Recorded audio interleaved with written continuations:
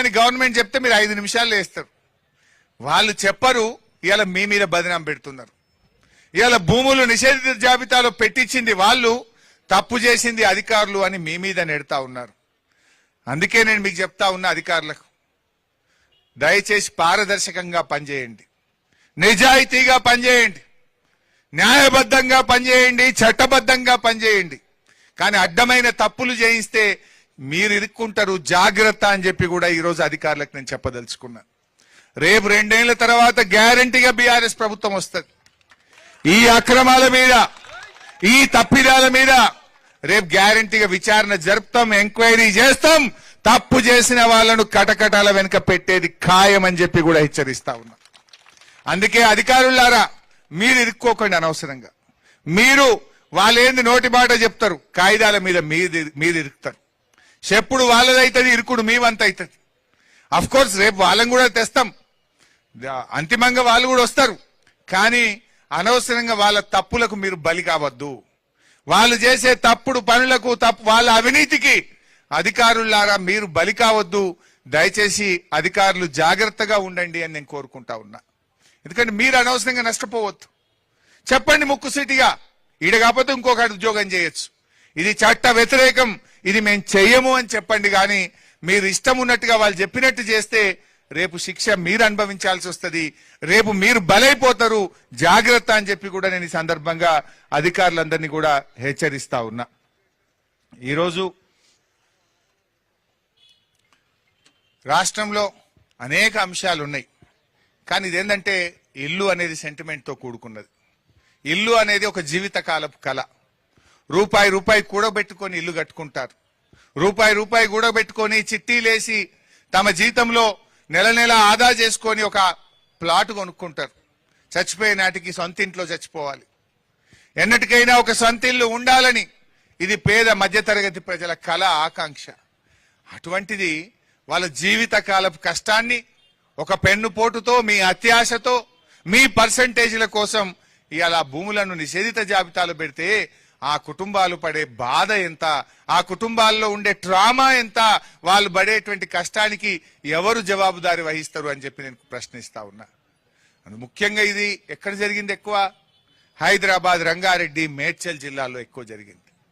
ఇవాళ పొంగులేటి శ్రీనివాసరెడ్డి ఈ మొత్తం జిల్లాలు నా చేతుల్లోకి రావాలి, అందరూ నా చుట్టూ తిరగాలి, నేను ఈ విలువైన భూముల్లో పర్సంటేజీలు కొట్టాలని ఒక పథకంతో, ఒక అందరికీ కావాల్సిన మాకు పేద ప్రజలకు అనుకూలంగా అన్ని పనులు చేసిన వ్యక్తి అయినా అతడి నాయకుడు మాకు బాధతోటి మా గుండెల్లో ఉన్న మనిషి అనుకుని మా గుర్తుకు ఎఫెక్టెడ్ పార్టీలు ఇక్కడికి వచ్చినారు.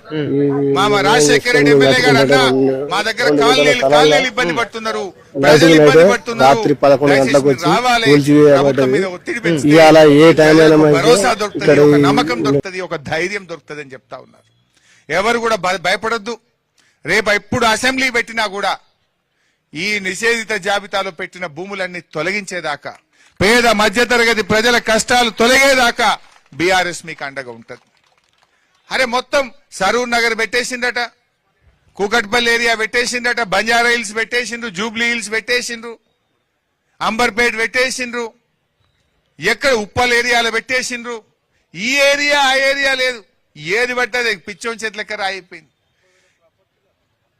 ఒక మల్కాజ్గిరిలో 30,000 ఇండ్లు పెట్టిండట, 30,000 ప్రాపర్టీలు నిషేధిత జాబితాలు పెట్టారు. అంటే 30,000 కుటుంబాలు ఆగమైనట్టే కదా. అయితే ఇక్కడ జోక్ ఏంటంటే పాపం 30,000 మందికి తెలియదు. ఎవరైనా అమ్ముతేనో, ఎవరైనా భూమిని బ్యాంకులో కుదవెట్టడానికి పోతేనే వాళ్ళకి తెలుస్తుంది వాళ్ళ భూమి వాళ్ళది కాకుండా అయిపోయింది, ఇది నిషేధిత జాబితాలో పెట్టిండ్రని. పాపం వాళ్ళు భరోసాతో ఉన్నారు. రిజిస్ట్రేషన్ చేసుకున్నా, ఫీజు కట్టిన గవర్నమెంట్ కు, నా దగ్గర లింక్ డాక్యుమెంట్ ఉంది, ఇది నాదే అనుకుంటున్నారు. కానీ ఈ గవర్నమెంట్ దాన్ని, మీ భూమిని మీకు కాకుండా చేసింది, మీ ప్లాట్ మీకు కాకుండా చేసింది, మీ అపార్ట్మెంట్ నీది కాకుండా రాసేసుకున్నారు. అందుకే ఈ ప్రభుత్వానికి కూడా మనం చెప్పాల్సింది ఒకటే, మిస్టర్ రేవంత్ రెడ్డి, ప్రజల ఆస్తులపై నీ ఇష్టమున్నట్టు పెత్తనం చేస్తే ఈ ప్రజలందరూ కలిసి నీ ప్రభుత్వాన్ని పాతర పెట్టరు, జాగ్రత్త అని చెప్పి నేను హెచ్చరిస్తా ఉన్నా. సో మిత్రులారా, డెఫినెట్ గా బీఆర్ఎస్ మీ వెనుక ఉంటది. మీ సమస్య పరిష్కారం అయ్యేదాకా పోరాటం చేస్తాం. రేపు అసెంబ్లీలో కూడా అసెంబ్లీని స్తంభింపజేసైనా ఈ ప్రభుత్వం మెడలు వంచైనా సరే ఈ నిషేధిత భూముల జాబితాను పూర్తిగా తొలగించేదాకా కూడా ఈ రాష్ట్రంలో నష్టపోయిన ప్రజల పక్షాన, రైతుల పక్షాన, అందరి పక్షాన కూడా మేము పోరాడతాం. మీకోసం ప్రధాన ప్రతిపక్షంగా కేసీఆర్ గారి నాయకత్వంలో బీఆర్ఎస్ పార్టీ మీకు అండగా ఉంటది. మీరెవ్వరు కూడా అధైర్యపడొద్దు అని చెప్పి మనవి చేస్తా ఉన్నా. గవర్నమెంట్ పెట్టిన టోల్ ఫ్రీ నంబర్ పనిచేస్తలేదు, కానీ మీకు జనతా గ్యారేజ్ తలుపులు తెరిచే ఉంటాయి. జనతా గ్యారేజ్ అంటే మీకు తెలుసు, తెలంగాణ భవన్ మూసీలో పేదల ఇండ్లు గులగొడుతుంటే మూసీ ప్రాంత ప్రజలు జనతా గ్యారేజ్ తలుపులు దోసుకొని వచ్చిండ్రు. బీఆర్ఎస్ వాళ్ళకి అండగా ఉన్నది, వాళ్ళని కాపాడుకున్నది. గౌరవ సీనియర్ శాసనసభ్యులు, అంబర్పేట్ శాసనసభ్యులు మిత్రులు కాలేరు వెంకటేష్ గారికి,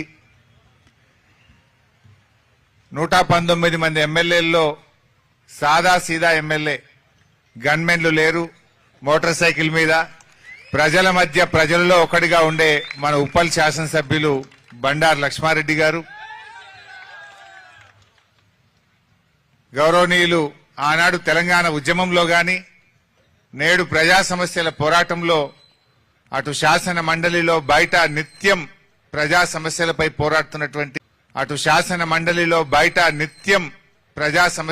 పోరాడుతున్నటువంటి శాసన మండలి సభ్యులు మిత్రులు దాసోజు శ్రవణ్ గారు, సీనియర్ నాయకులు మిత్రులు శ్రీధర్ గారు, తమ్ముడు ఎర్రోల శ్రీనివాస్ గారు, పరశురాం రెడ్డి గారు, గౌరవ సీనియర్ కార్పొరేటర్లు, వేదిక మీద ఉన్న వివిధ కాలనీల అధ్యక్ష కార్యదర్శులు, ఈ కార్యక్రమంలో 22A వల్ల నష్టపోయి మాకు న్యాయం చేయండి అని ఇక్కడికి వచ్చినటువంటి బాధితులు, వారి కుటుంబ సభ్యులు, బీఆర్ఎస్ కుటుంబ సభ్యులు, మీడియా మిత్రులు అందరికీ పేరు పేరున నమస్కారం.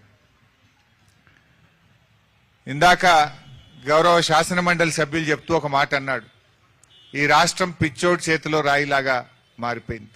ఈ రాష్ట్ర ముఖ్యమంత్రి ఎప్పుడు ఏ తుగ్లక్ నిర్ణయం తీసుకుంటాడో, ఎప్పుడు ఏ పిచ్చి పనులు చేస్తాడో అర్థం కావడం లేదు.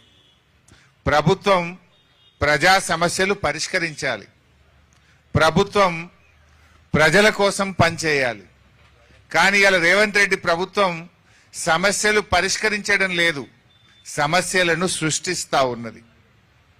ఇందాకో తమ్ముడు కార్తీక్ మాట్లాడిండు, 60 ఏండ్ల కింద కొనుక్కున్న ఇల్లు, 60 సంవత్సరాల నుంచి ఆ కాలనీలో ఆ ఇళ్లలో మేము నివసిస్తున్నాము. ఆ డిఫెన్స్ కాలనీలో ఈరోజు ఇల్లు అమ్ముకోవడానికి పోతే మీది నిషేధిత జాబితాలో పెట్టిండ్రు అంటే మేము ఎక్కడికి పోవాలి అంటున్నాడు కార్తీక్. ఇది ఒక కార్తీక్ సమస్య కాదు, హైదరాబాద్ లోని లక్షలాది కుటుంబాల సమస్య. రాత్రికి రాత్రి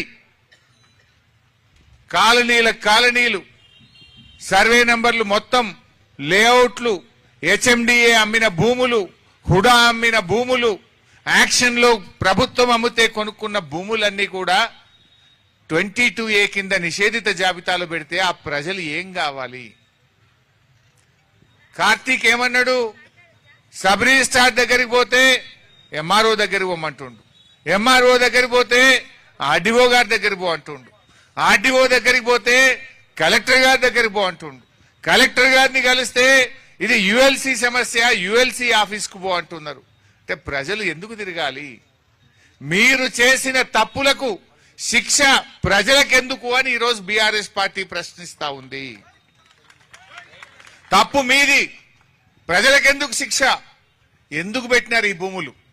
ఎవరు పెట్టమన్నారు? 2008లో ఆనాటి కాంగ్రెస్ ప్రభుత్వం యుఎల్సి రద్దు చేసింది. యుఎల్సి రద్దయిన తర్వాత ఆ భూములన్నీ పట్టా భూములుగా మారినాయి, లేఅవుట్లు అయినాయి, ప్రజలు ఇల్లు కట్టుకున్నారు, అపార్ట్మెంట్లు కొనుక్కున్నారు, ప్రజలు అక్కడ నివసిస్తున్నారు. 20 ఏండ్ల నుంచి లేని సమస్య రాత్రికి రాత్రే మీకు ఎందుకు ఆ బుద్ధి పుట్టింది? ఆ యుఎల్సిలో పరిష్కారమైన భూములన్నీ కూడా ఎందుకు నిషేధిత జాబితాలో పెట్టారు అని ఈరోజు మేము అడుగుతా ఉన్నాం. ఒక రంగారెడ్డి జిల్లాలో 7500 జీవోలు, యుఎల్సి కింద ఎగ్జంప్షన్ పొందినటువంటి 7,500 జీవోలు ఆ రోజు ఎగ్జామ్షన్ వస్తే వాటిని మొత్తం నిషేధిత జాబితాలో పెట్టినారు. మన మేడ్చల్ జిల్లాలో యుఎల్సి కింద ఎగ్జామ్ చేసిన 6,000 జీవోలు వాటన్నిటినీ నిషేధిత జాబితాలో పెట్టినారు. అదేవిధంగా హెచ్ఎండిఏ యాక్షన్ ల్యాండ్స్ హుడా అమ్మిన భూములు వాటిని నిషేధిత భూము జాబితాలో పెట్టినారు. అంటే ఇవాళ పొంగులేటి శ్రీనివాస్ రెడ్డి ఈ హైదరాబాద్ మొత్తం నా చేతుల్లోకి రావాలి, ఈ రంగారెడ్డి జిల్లా మేడ్చల్ జిల్లా నా చేతుల్లోకి రావాలని అధికారులకు చెప్పి రాత్రికి రాత్రి ఇవన్నీ నిషేధిత జాబితాలో పెట్టినారు. ఇలా పరిస్థితి ఏంటంటే పాపం ప్రజలకు తెలియదు. ఇలా మీ భూమి, మీ ఇల్లు, మీ అపార్ట్మెంటు నిషేధిత జాబితాలో చేరిందనే విషయం ప్రజలకు తెలియదు. ఎప్పుడు తెలుస్తున్నది? ఇందాక కార్తీక్ చెప్పిండు, అది అమ్ముదామని రిజిస్ట్రేషన్ ఆఫీస్కి పోతే ఛాలెంజ్ కట్టినాక లేలే ఇది నిషేధిత జాబితాలో ఉంది అంటే అప్పుడు నెత్తికి చేతులు పెట్టుకోవాల్సిన పరిస్థితి. అంటే పాపం ప్రజలకు వాళ్ళ ఆస్తి వాళ్ళకు కాకుండా పోయింది. మీ ఆస్తి ప్రభుత్వ భూమిగా డిక్లేర్ చేసిండ్రు, మీ ఆస్తిని నిషేధిత జాబితాలో పెట్టిండ్రు, మీ అపార్ట్మెంట్లను ఉంటున్నావు గానీ అపార్ట్మెంట్ ఇవాళ నీ పేరు మీద లేదనే విషయం ప్రజలకు తెలియకుండా పోయింది. ఒకటి కాదు, రెండు కాదు, లక్షలాది ఆస్తులు పెట్టినారు, లక్షలాది అపార్ట్మెంట్లు, లక్షలాది ఇండ్లు, లక్షలాది ప్లాట్లను నిషేధిత జాబితాలో పెట్టి రాత్రికి రాత్రి ప్రజల్ని ఆగం చేసిండ్రు. నిన్న ఒక ఆయన అశోక్ రెడ్డి